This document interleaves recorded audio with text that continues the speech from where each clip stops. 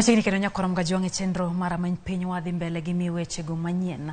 Skunde nyiri ma Mukumu e kaunti ma Kakamega olor bang' jopuonjre ariyo wito ngimagi kama moko mohewo 500 bende nyiso ranyisi mar tuo mar bakteria ma ichich-go ni owuok e chiemo kod pi ma gitiyogodo e skul.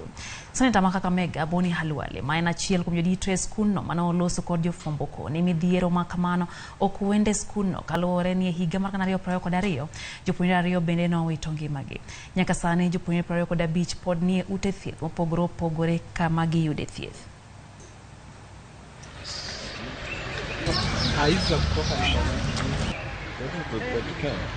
We want to take this early opportunity to send our heartfelt condolences to the families of these children, and we want to assure them they are in our prayers. The school is going to stand with them. The government is going to stand with them. We will stand with them as their elected leaders so that we make it slightly better to bear the burden.